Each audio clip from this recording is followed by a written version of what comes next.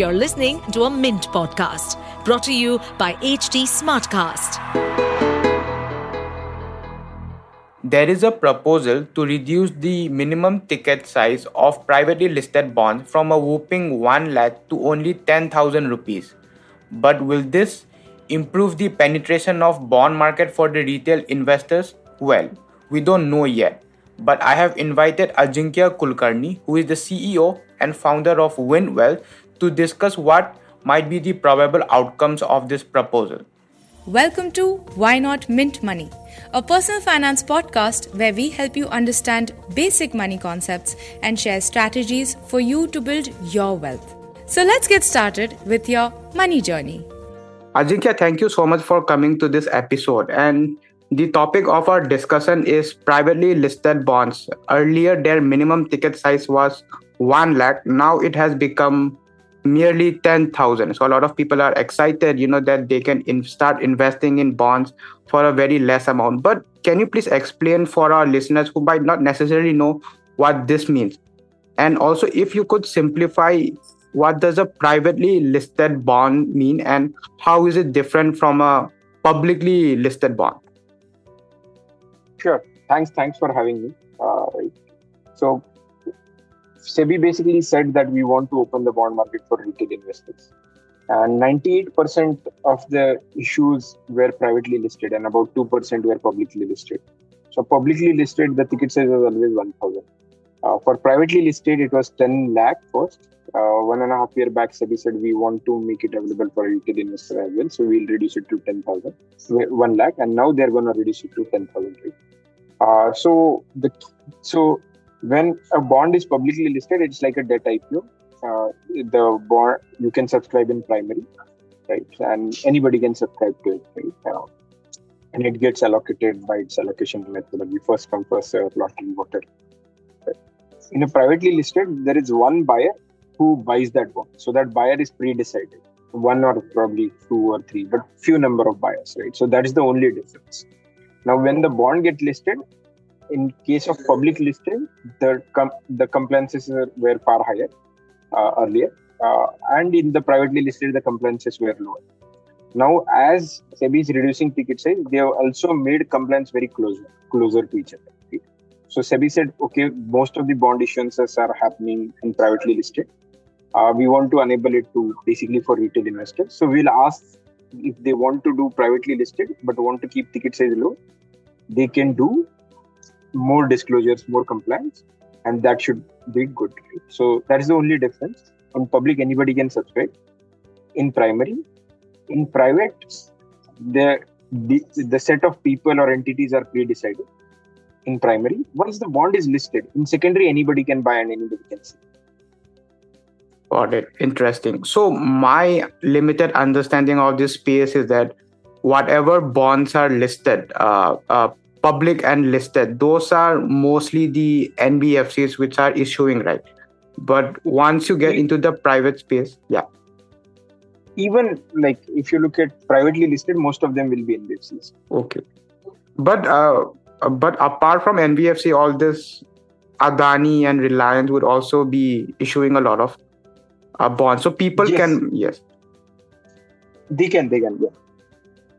So Ajinkya, one interesting thing that you mentioned was most of the bonds that people could access for a very low ticket size was the publicly listed bonds. But the problem was this was a very limited set of bonds.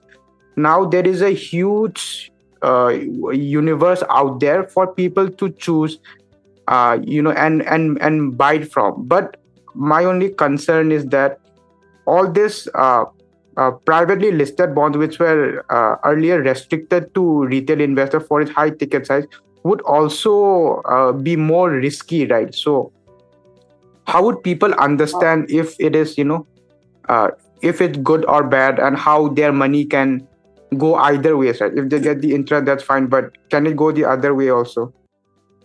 Yes, I think just by being, if the bond is, whether it is privately listed or publicly listed, doesn't change the risk profile. I think the access to information changes. So ability to understand risk changes. right? In a publicly listed bond, the disclosures were far higher, so retail investors could study them better, understand the risk better, right? And in privately listed, the problem was there were not enough disclosures because it was meant to be privately listed, right? Now for 10,000 ticket size, I mean, although we don't have the final regulation in, but it is said that there should be a merchant banker who will submit a report, right? So the disclosures will be also there, right? So the risk profile, you can understand risk by studying the given information whichever basically disclosures. Those are far higher now in privately listed, right? So retail investors can understand risk. Obviously, that information is accessible. One needs to study and we simplify that information on Wint Wealth platform. So there are ways to simplify that and educate. But obviously, if you're taking risk, you should understand that risk. Now with better disclosure, that you can understand that risk better. Ajinkya, one another interesting point that a lot of people are talking on Twitter and LinkedIn is the liquidity aspect, right? So I think the publicly listed bonds have a fair bit of liquidity from before, but this privately listed bonds were very thinly traded, right? Over the counter kind of a thing. But now when a retail participant invests their money there, puts 10,000, then how is the liquidity scenario going to change? I think if the ticket size is going to be, if ticket size were higher, that means liquidity will be low, right? Because while investing, you know that you're going to have to hold it till maturity. Therefore, you will not sell, or therefore there will not be liquidity. As the ticket size lower, liquidity automatically increases. And more retail participation will also solve for liquidity, right? So I think the crux of that is in lowering ticket size. Once more and more people start investing in these bonds, many of these bonds will start becoming liquid, and there will be some short-term plays that will arise saying, I will enter when the bond is 3 months old, somebody selling it. So there will be more market created. To build liquidity, you need depth of the market in terms of number of investors. That wasn't there. That would get built. Then liquidity will be automatically solved. And it will even further attract more market participants or more investors, right? So it's kind of a chicken and egg problem, but the core of it is lower the ticket size, better the liquidity is, I believe. Also, Ajinkya, what incentive does Sebi and the market regulator have for bringing in more participants to the bond market? So people could still buy publicly listed bond, or they could also buy debt mutual fund, right? So why is Sebi kind of enthusiastic about getting more participants in the in this kind of privately listed bonds now? Yeah, sure. So I think for there are a bunch of reasons. I think this corporate lending, right, NBFC and non-NBFC, is very much reliant on banking system for borrowing their needs. And for any country to become developed, it has to have a deep debt market. So for retail investors, it's investment heaven. But if you look at from a business's point of view, they need avenues to borrow money, right, at a right price. And currently, they're very much dependent on banking as a sector. Right, and I think obviously banks do that bunch of lending, but they need to focus more on private sector lending, etc. So there is kind of only one source of capital for these businesses to grow. In a developed country, you need multiple sources of capital. Today, that source is hardly there. Right? So if the bond market deepens, one is retail investors get opportunity to invest. Right? But the bigger impact for economy is businesses can borrow from the market, and that rate will be market driven rate. It will not be some PLR rate, primary lending rate of a bank, which is predefined, right? Where irrespective of a business credibility, credit rating, etc. So market will define that rate, and so more businesses can borrow more, and that debt can be invested in right places, and economy will grow. So I think if you look at any deep market, any developed market, for India to become a developed market, having a deep liquid debt market is a necessity. Therefore, I think regulators, governments want this market to develop. But obviously, they have to protect retail investors, so they are opening it slowly. So Ajinkya, just for some context, can you give some idea on how the bond market is for retail investor in developed market, let's say Europe or America? So how do people look at bonds there? Yeah, I firstly I'm not an expert and I don't have much idea. What I know in US market is fairly liquid. Even junk bonds, government provides liquidity. So for and that basically propels the economy, right? So for more people to come in, even if you look at equity, being liquid is a great feature for more people to enter, right? So I think in US you saw not just investment grade rating, but even junk bonds having a very liquid market, right? And it's a question of basically creating that marketplace, right? If once more partition comes in, some investors, some market participation will develop a strategy of making money in junk bonds by buying and selling and by trading, right? For that, market needs to be liquid, and I think what I heard in US is the government provides liquidity in extreme scenarios, right? And most of that market can be catered. Retail investors mainly invest in municipal bonds. That's a main avenue of investing, but there are a lot of debt mutual funds are very active there. So a lot of investing happens through that also. In India, if you see, debt mutual funds are also not very active in credit space. So they will be lending mainly to triple A rated entities, government entities, but businesses that actually need really good capital, those are not that much catered by mutual fund even today. Got it. Interesting. So Ajinkya, I was just thinking of one example, and maybe we can do this exercise of what would have been the scenario like if this regulation was implemented from before. So I was just thinking, let's say this regulation was introduced in, let's say, 2021 or something, 2022 January or something. And let's say everyone started buying all this Reliance and Adani bonds, and suddenly one day, US short seller Hindenburg makes a very drastic remarks on their company, and their bonds completely would collapse in the listed market, right? So can those kind of stuff happen in the future where people invest looking at a bond thinking it's a very big company, but later on, if once it's listed, it's also driven by market sentiments and everything else, right? So what do you think on the second order effects? Yeah, I mean that's a feature of the liquidity, right? Liquidity is a good thing, but it will also mean it will bring volatility, right, to some extent, right? And if you look at Adani and Reliance, these bonds were anyway publicly listed, right? So they are anyway exposed to this market risk, right? The good thing is, if you know the creditworthiness of the business and if you hold till maturity, then you will get the principal back and the interest, right? The price varies only notionally for you if you want liquidity, right? I think these are only good thing and people will learn from it. It's basically saying ki, like stock market mein there is volatility. Obviously there is volatility. If liquidity is there, volatility is going to be there. Both will come together. Would you want both of them together, or won't or you don't want both of them, right? I'm pretty sure everybody will choose that, right? And obviously, with bond, it will not be as volatile as equity, because fundamentally it will depict the underlying structure of the underlying nature of that asset class, right? Because if bonds are too volatile, somebody will make a spread there and make it less volatile. So eventually it will converge. The market will mature, right?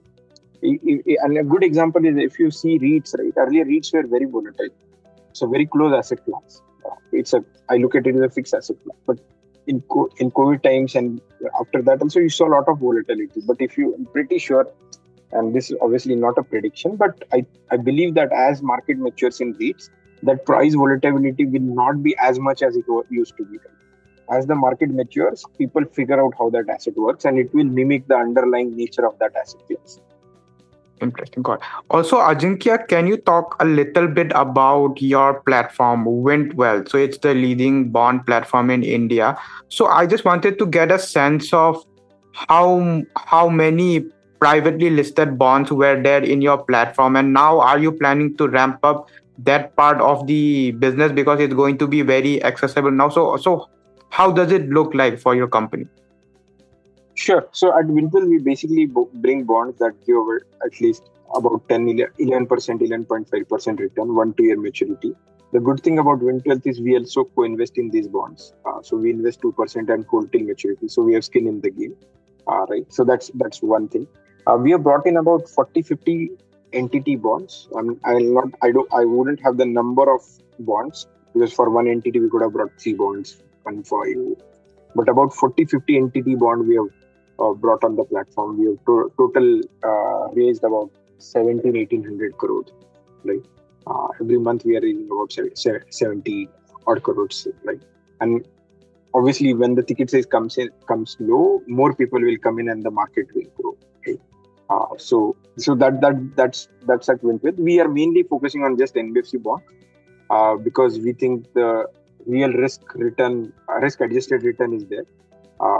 In manufacturing or other industries or other corporate industries, non-NBFC industry, we still haven't figured out a large supply coming out, which is where we can predict the risk accurately, and therefore we can look at returns with a very certainty, saying this return is justified and this is not justified. So that prediction of risk is not very smooth yet. Let me put it this way.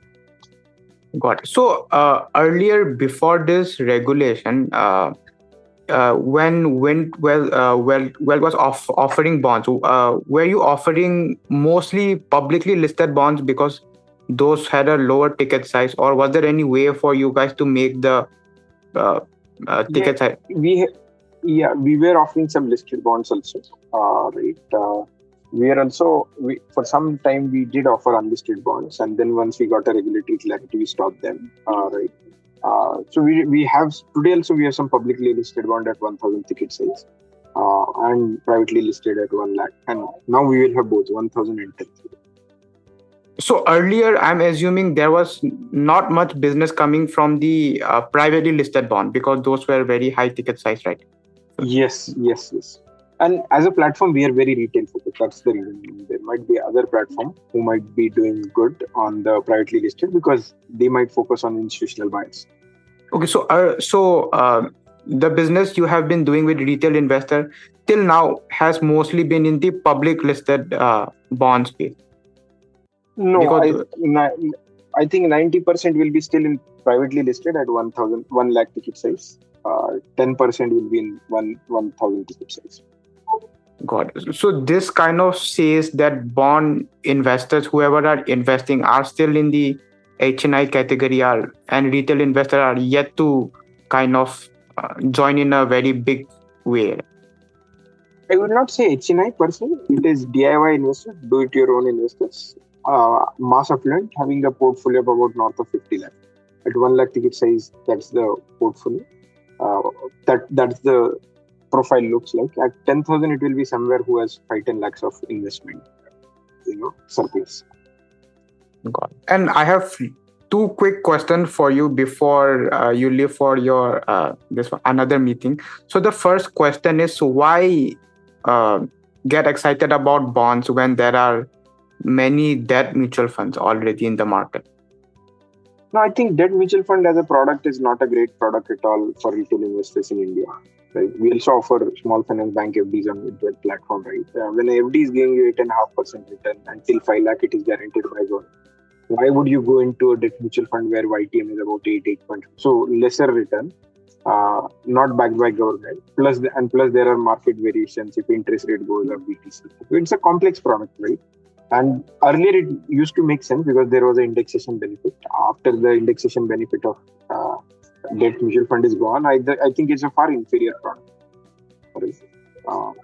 FDs is much better product. You can argue to some extent arbitrage funds can be a good product too, but not the normal debt mutual fund. They are not at all. They don't provide any risk adjusted return to retail investor. If you are HNI wanting to put 5 crore, that's a different thing. You cannot rely on deposit insurance of 5 lakh per bank. But as a retail investor, you can probably invest in 3 banks through Windfield platform, small finance bank, get a 10% return, and it's still 100% covered under deposit insurance. Interesting. So my last question is that when the debt mutual fund tax benefit was removed some years back, a lot of people expected the bond market, like your platform, to completely explode. Although I'm sure the business might have gone up, but it didn't. It wasn't a breakout of any sort. But is this the moment where you think your platforms like yours will get the real business, so to say, the breakout finally? What do you think Yes, about it? yes. Yeah, we do surely think so. I think even when, especially for us, right, when the debt mutual fund regulation came in, we knew that it wouldn't move the needle because most of our investors we see are first time bond investors. Many of them haven't invested in even debt mutual funds, right?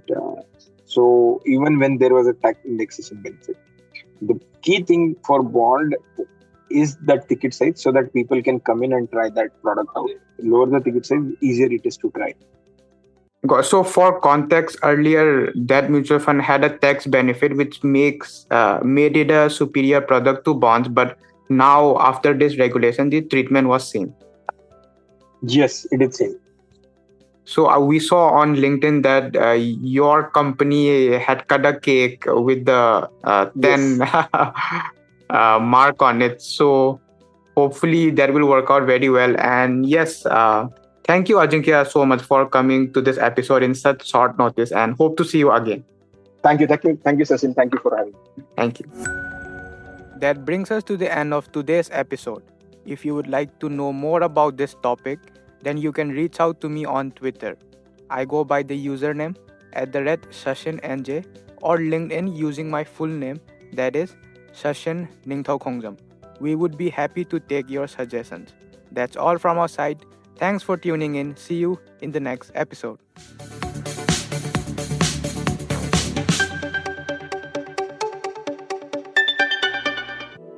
To stay updated on this podcast, follow us at HT Smartcast on all the major social media platforms.